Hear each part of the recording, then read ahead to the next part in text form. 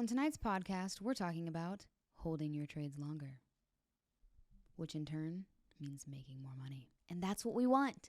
We want to make more money. We want to hold those winners longer. We want to capitalize on those big moves. So how do we do it? Let's get into it. So how can we hold our trades a little bit longer? We got to start with identifying a trade, identifying the setup. What are we looking for? If we need to hold our trades a little bit longer, we need to know when to get in before we even consider, letting the trade play out for its entirety. Let's actually talk about the entry. I know there's a lot of strategies out there, so there could be a million reasons why to get into a trade or why your strategy is telling you to enter or what an A+ setup looks like. But we got to make sure that we're truly looking for those A+ setups. Everyone talks about it. It almost should be redundant at this point. Everyone talks about if you're going to be a profitable trader, you got to wait for the A+ setups. And everyone's probably like, okay, I'm waiting for the A+ setups. Is there more to it? What else do I need? And there is more. So there's so many things that come into play with, we want to make more money. Yes, we want to do that. Everybody wants to do that. Who does not? Especially in the trading world. How cool that we picked a niche that is about money. It's the act of making money that's about money itself. We can talk about that one later. Okay, so if we can get in at the optimum time to get into a trade, whatever setup you have with your strategy is telling you to get into a trade, we have to make sure that we can take that optimum signal. So let me give you guys an example. Let's say that the price of platinum is retracing. We've been on a crazy move up. Let's see if we can get some retracement. If we can catch that first initial setup, the moneymaker, the one, if we can catch that first setup for this big reversal, we are going to be more confident and be able to capitalize on the most amount of money if we can get in on that first initial setup. Now, obviously, if we are, moving into this new trend, maybe we're in a downward trend now with platinum, there's going to be multiple opportunities to get in. Yes, absolutely. But if we're working on holding our profits longer and holding our trades longer, we're talking about getting in at the optimum time, the optimum entry. And the reason this is so important is, let's say that we are trying to catch a change of a trend or a reversal or this new move. The sooner we can get in, the longer we can hold this trade, the more profit we can capitalize on. So if we are just simply thinking bullish and bearish moves and which one is the trend and which one is it going to follow along for a longer amount of time, and if we can get in on that reversal as soon as possible, the first signal, the first optimum A+ signal that we get, this is going to help us truly stay in that trade for its entirety. So regardless of what time frame you're trading, we're still looking for the big moves. We're still looking for these new trends, and we're looking to get in on them as soon as possible. And then we're looking to, once that trend is over and we get a reversal in the opposite direction, we're trying to get into that as well. I can't stress this enough. Getting into the first initial position, that first initial entry is crucial. The optimum time, and I can't say it, any other way. It's optimum. We're looking for the one, that first initial move. Now, you're probably going to get a lot of fake outs, and this just comes with, getting to know your instrument a little bit better. You're probably going to be getting a lot of fake out, and that's normal. That happens. You will develop a relationship with the instrument that you're trading so that you can put some things into place for, if you're trading an instrument like oil, maybe, for example, and you get a lot of fake outs, you can put some things into place that will help you avoid those or will help you, minimize your risk whenever you do get into a position like that or you get into a fake out. Or maybe you'll try to avoid it altogether. Maybe you're waiting for candles to close. Maybe you're waiting for retests. So some things that we can do to help us hold our profits longer starts with the entry, getting in at the optimum time. That first initial setup that we get on whatever reversal we're in, that first one, that's going to help us stay in for the entirety of this trade. We get the most amount of confidence because we got the earliest entry. We can talk about my accelerator where I tell students, the optimum time to get in is when there is a break of a trend. And especially when the trend line holds a lot of weight. Maybe it's got a lot of data behind it, a lot of touch points. And then waiting for the break of that helps us get into those optimum times a lot sooner. We're simply putting ourselves in position every single time for the reversal to get the best optimum entry. Now let's talk about the actual holding of the trade a little bit longer. So if we can get that excellent entry, now we're not going to get those excellent entries every time. And sometimes those entries are fake outs and they're not actually the entry for the big move. But if we can at least put ourselves in position to be ready for the big move every time, that is how I've made it. That's how I've made it in trading.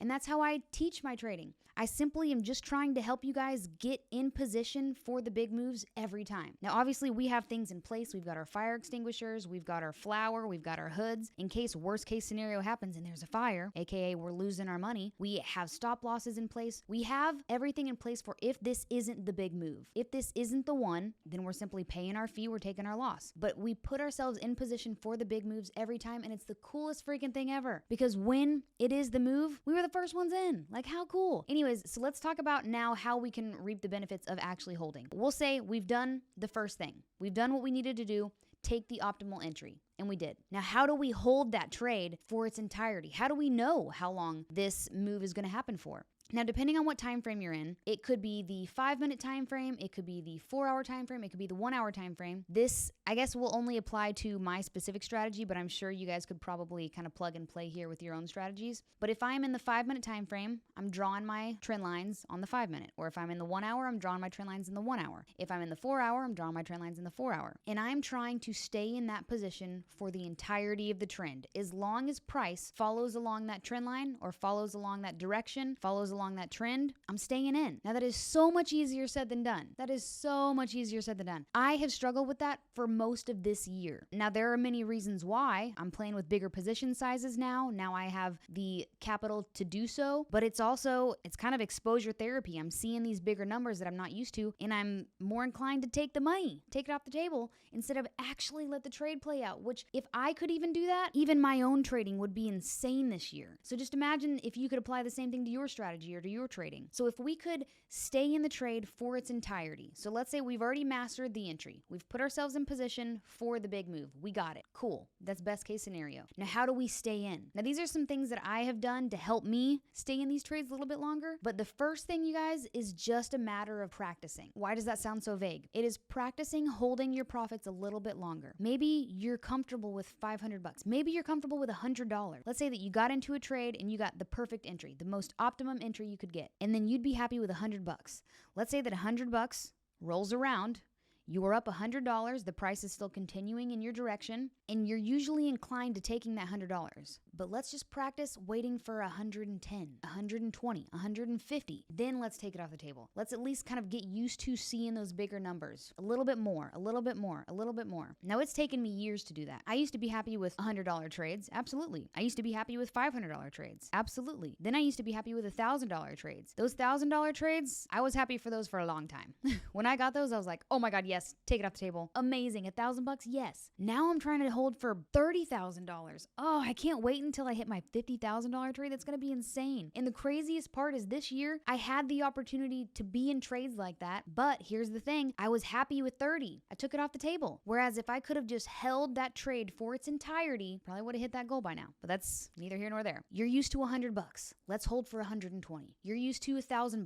Let's hold to 1,500. But if you're used to those dollar amounts, let's just hold for a little bit more each time, a little bit more. You'll start to get more comfortable with those bigger numbers. Now, the next thing, if you find yourself looking at the dollar amounts and making your decisions on trading based on the dollar amounts, why don't we just take the dollar amounts away? Now, obviously, this too is easier said than done. And I've been doing this for so long that even if I change the dollar amounts to ticks or percentages or pips or shares, I can still calculate the amount that I'm up. I think it's best to, if you're someone like me who does that as well, let's just take the position tool off, or let's just take the open position off the screen so that you can just see an arrow of your entry. Now, obviously, you've calculated your risk beforehand. Disclaimer. Let's go ahead and just take our open profit and loss off the table, off the charts, whether that be percentages or ticks or dollar amounts. Let's just take it all off the table. Let's simply look at the trade for what it is. The arrow, the entry, whatever symbol you're going to get when you place that trade, let's leave that there. No dollar amounts are involved. Now let's simply just wait for the trade to play out. And then when you get that signal to take your profits and to close your position, which mine will usually be when price is no longer trending in that direction, all right, then we take our profits. Yes, that's easier said than done. And maybe we can just start with simply changing it to ticks or changing it to percentages. Try that first. And then if that's still not working for you, let's just remove it altogether. That's been the best case scenario for me. So that every time I open up my charts or every time I open up my trade, I see my entry and I see where the price is at right now. And it's not telling me to close my trade, so I'm good.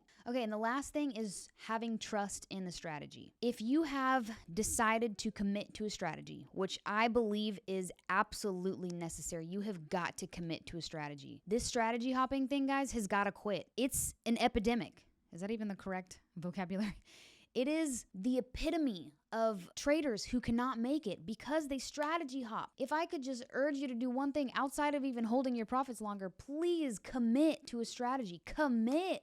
Guys, this is not a relationship video. But if you guys could commit to a strategy and have full faith in it, that's going to help you. It's so easy to stay into a trade that you have full faith or full confidence in the strategy. It's so easy. You're like, yes, I know when the strategy tells me to enter and I know when it tells me to exit. That right there alone in itself will help you stay in trades much longer. The confidence in the strategy. Now everyone gets a little bit freaked out. They're like, I'm not sure. There's many things that could come into play, but if we could have confidence in our trading and in our strategy, that absolutely will result in hold time for profits to be a lot longer. And that's the goal here, is to hold our profits longer. Say it with me. Hold our profits longer. Dora here. Come on, Vamanos. Let's hold our trades longer. Okay? That's the name of the game. To be honest, I feel like I can give so much credit to that. So, the confidence in the strategy is going to help you stay in those trades a lot longer. And what it's also going to help you avoid doing is micromanaging your trade, constantly looking at it, seeing where it's at. If you're in those higher time frames and you just keep picking up your phone, opening up your laptop, checking your trade 100 times, obsessing, having the confidence in the system and the strategy is going to give you that peace of mind knowing that, okay, I've got everything in place if this doesn't work out, but if it does, I've got everything in place as well. So yes, it puts you in position to hold those trades a lot longer, but it also will keep you from micromanaging your trades. So let's review. What can we do today to help us start holding our profits longer? The first thing is making sure we're getting the first, best, initial, optimum entry. The second thing is removing the dollar amounts. Let's truly trust the system and trust the strategy. Let's remove the dollar amounts and stay in for the trade for its entirety. And then the last thing, having confidence in the strategy. If you trust your system, you will truly be able to hold for longer. So these are the tips that I have for you guys for holding your profits a lot longer or even a little bit longer. We're all working on it. But thank you guys for tuning in tonight or today, wherever you're at. If you experience some of the same things or maybe there's some other things that you're struggling with, drop it in the comments below. And don't forget to hit the like button and turn the bell on for notifications. Thank you guys for tuning in, and I will see you guys on the next video.